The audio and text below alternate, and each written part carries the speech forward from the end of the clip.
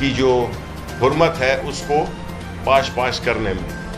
उसके बाद अगर हम ले लें डॉक्टर कदीर ख़ान, जिन्होंने कि इस मुल्क को दिफाई तौर पे एक नाकाबिले तस्वीर बनाया, उनके साथ क्या किया गया। और अब एक ऐसा शख्स जो कि इस मुल्क में हमेशा आलमी सतह पर, मकामी सतह पर मुल्क के लिए इज़्ज़त वक़ार लाया, चाहे वो वर्ल्ड कप की सूरत हो, चाहे इस मुल्क में एक हकीकी आज़ादी का शऊर देने वाला वो शख्स जिसने के अपनी मकबूलियत को इस्तेमाल किया अवाम की फ़लाह के लिए, गरीबों की फ़लाह के लिए, जिसने शौकत खानम जैसे अस्पताल बनाए, जिसने यूनिवर्सिटियाँ बनाई, जिसने एक अलकादिर ट्रस्ट के तहत एक ऐसी यूनिवर्सिटी बनाई जो कि हमारे मुल्क में सीरत नबवी पे तहकीक करने के लिए बनाई गई थी। और आप देख रहे हैं कि उनके साथ क्या किया जा रहा है। उन्होंने हमेशा कानून और आइन की बालादस्ती की बात की है इमरान खान ने, और वो हम इस मुल्क को, वो और उनकी पार्टी एक ऐसे उसमें डायरेक्शन में जाना चाहते हैं जिसमें कि इस मुल्क में आइन हो, कानून हो, ताकि लोगों को इंसाफ मिल सके। देखें, रियासत का काम होता है लोगों की इज्जत, माल, जान की हिफाजत करना।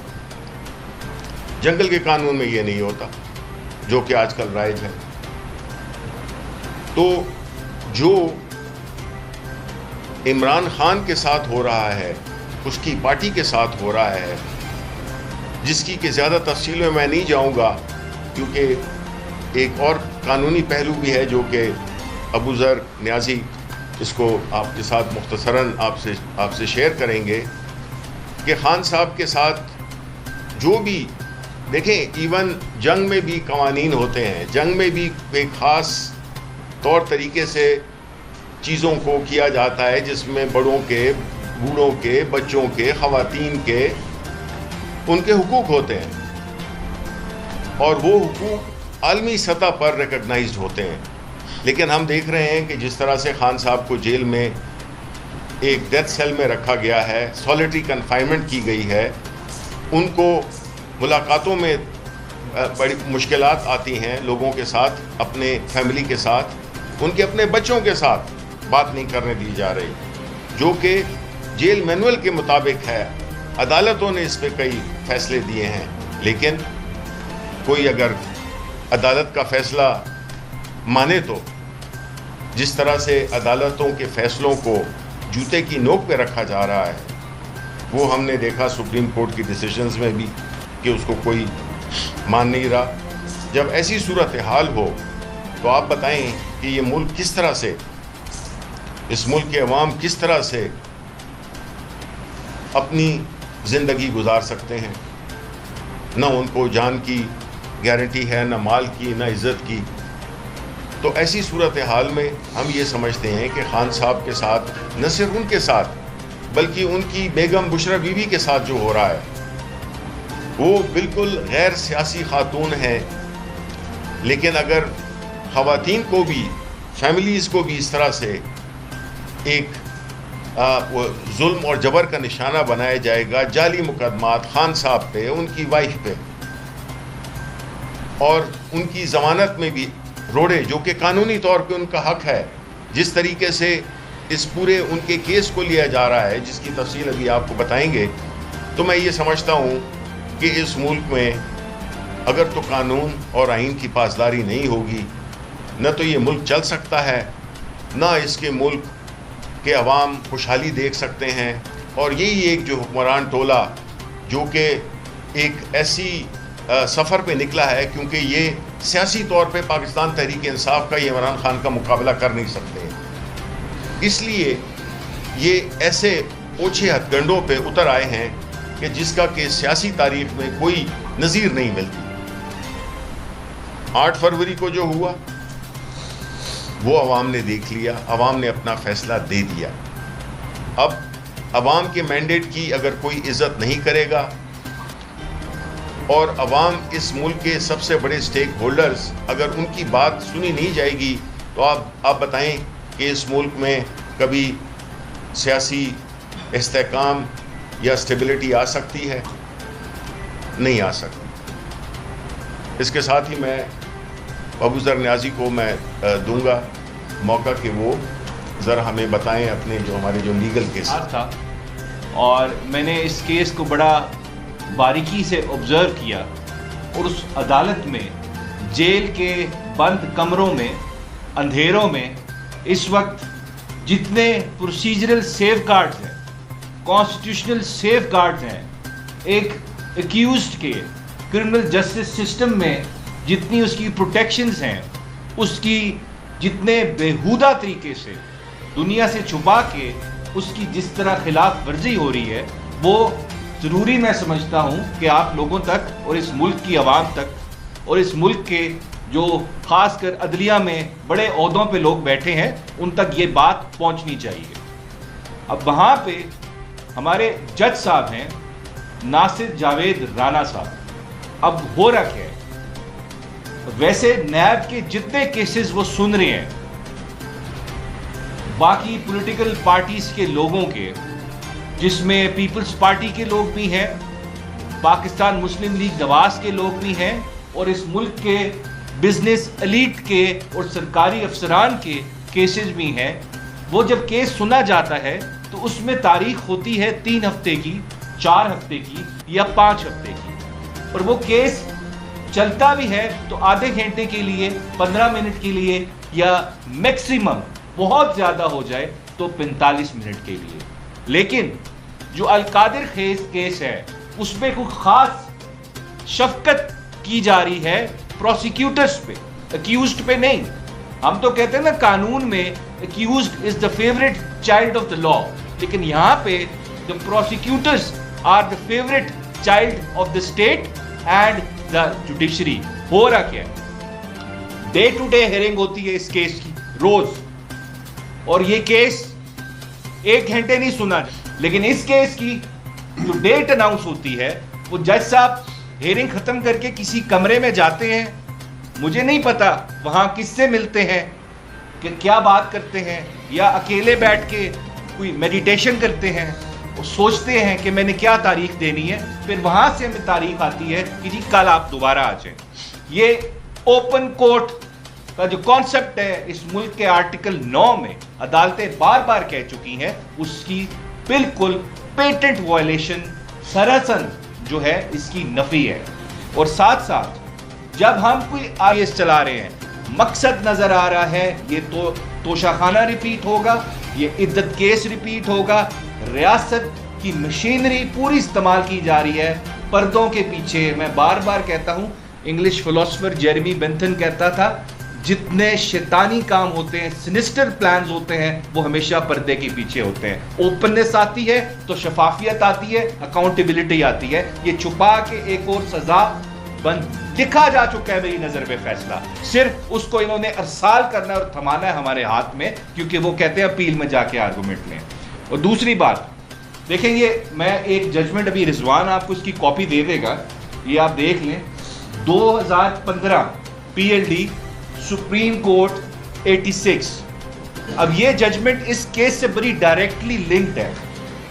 ये जजमेंट है चार्जशीट नासिर जावेद राना साहब, सिविल जज फर्स्ट क्लास, 2005 में सुप्रीम कोर्ट जजमेंट दे रही है ये अलकादिर केस के हमारे जज साहब के खिलाफ, जब वो सिविल जज फर्स्ट क्लास थे। अब सुप्रीम कोर्ट क्या कहती है इस जजमेंट में, नाजिम हुसैन सिद्दीकी साहब की जजमेंट है, कॉपी ले लें, अपनी तरफ से कुछ नहीं कह रहा, I am just stating what is written in this judgement. क्या कहती है जजमेंट इस केस में?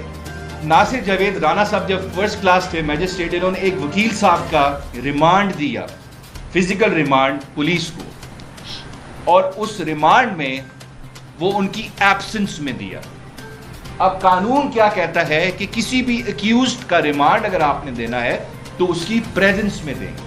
क्योंकि उसको मौका देना है आपने वो अपने आप को डिफेंड कर सके कि ना दे मैं रिमांड। उनकी एब्सेंस में रिमांड दिया गया और कोर्ट स्टाफ ने जब सुप्रीम कोर्ट में केस आया, इंटरेस्टिंग बात है, डॉक्यूमेंट्स को फैब्रिकेट किया शो कराने के लिए कि एक्यूज को पेश किया गया था। तो सुप्रीम कोर्ट क्या होल्ड करती है?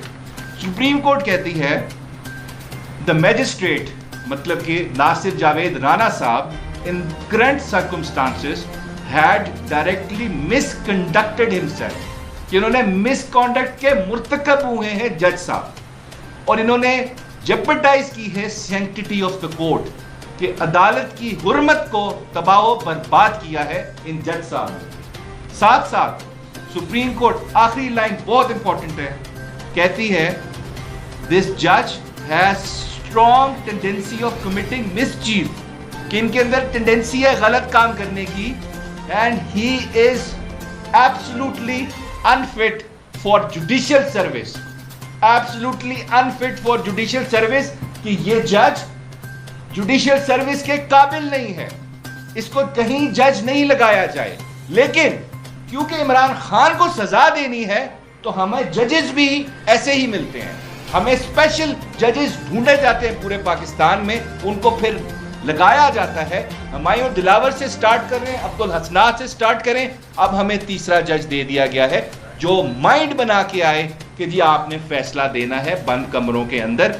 और हम इस वजह से कह रहे हैं ये जज साहब के खिलाफ सुप्रीम कोर्ट की रिपोर्टेड जजमेंट है, ये फिट नहीं है, इनको अपने आप को इस केस से अलहदा करना चाहिए।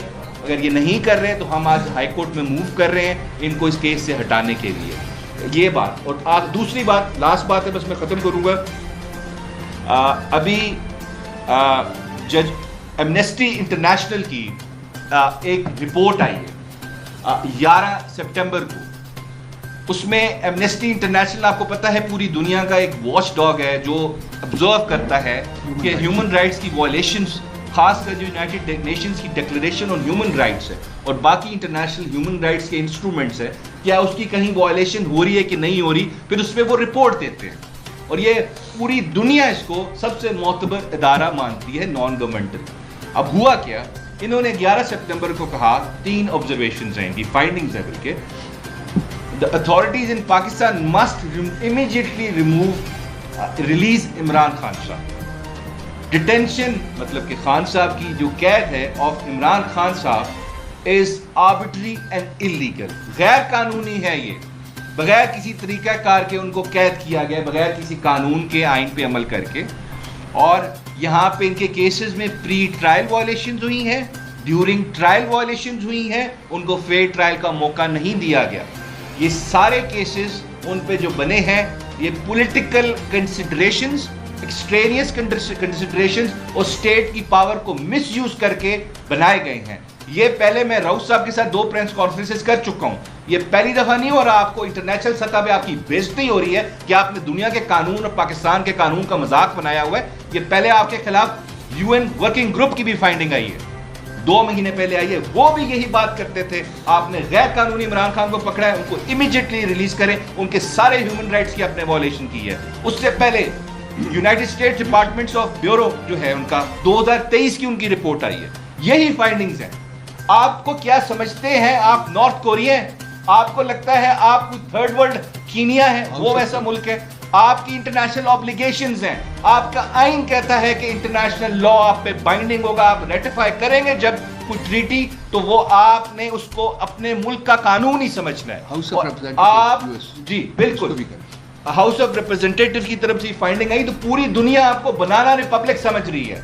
आप एग्जाम्पल्स देते हैं यहाँ पे अफ्रीकन मुल्कों के, जब डिफेंड करते हैं इंटरनेट का बैन, आप क्यों नहीं एग्जाम्पल देते कि जी बर्तानिया में क्या होता है? आप ये एग्जाम्पल क्यों नहीं देते अमेरिका में क्या होता है या स्कैंडिनेवियन ममालिक में क्या होता है? आपका डिफेंस है जी अफ्रीका में ये हो रहा है, जी कीनिया में भी तो यही होता है। क्या आपका मॉडल किया हमने कीनिया बनना है, अफ्रीका बनना है? क्या हमने सदाम का इराक, सदाम हुसैन का इराक बनना है? हमने नहीं बनना, हमने एक फलाही जमहूरियत बनना है जहां पे ह्यूमन राइट्स की प्रोटेक्शन होगी, जहां पे लोगों की इज्जत होगी, लोगों के घरों में नहीं घुसेंगे आप, लोगों को फेयर ट्रायल मिलेगा। तो इस वजह से खुदा का खौफ करें, दुनिया पे हंस रही है, आप कहते हैं हमें IMF फिर पैसे नहीं देता, हम पे कोई ट्रस्ट नहीं करता, आप इस तरह की हरकतें करेंगे तो कहां पॉलिटिकल स्टेबिलिटी आएगी आपके मुल्क के अंदर। तो इस वजह से एक शख्स को आपने बेगुनाह कैद रखा हुआ है, आपका मकसद ये है कि आपने स्टेट की पूरी पावर इस्तेमाल करनी है टू इंश्योर कि वो कॉन्टिन्यूसली इनकार्सरेटेड रहे, वो जेल से बाहर ना आए, जिसकी ना आपको आइन की परवाह है, ना आपको कानून की परवाह है, ना आपको ह्यूमन राइट्स की परवाह है, ना आपकी इंटरनेशनल ऑब्लिगेशंस की परवाह है। लेकिन मैं मानता खान साहब को उनकी तारीफ करना बनती है कि खान साहब ने उफ तक नहीं किया, जैसे शिबली साहब बता रहे थे कि उन पे आपने क्या जुल्म ढाए, किस तरह उनको रखा अटक जेल में, फिर यहाँ पे रखा, लेकिन उस शख्स ने शिकायत तक नहीं की, लेकिन वो हालात से लड़ता रहा।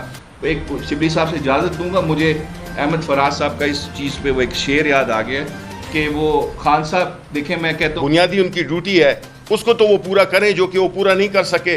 ये शर्म का मकाम है कि एक स्पीकर जो है बजाय इसके कि वो अपने ऐवान की इज्जत तौकीर और 9 सितंबर के वाक़ये को बचाने के लिए लगाता, वो जो है तो खैरात लेने के चक्कर में पड़ा हुआ है। Thank you very much.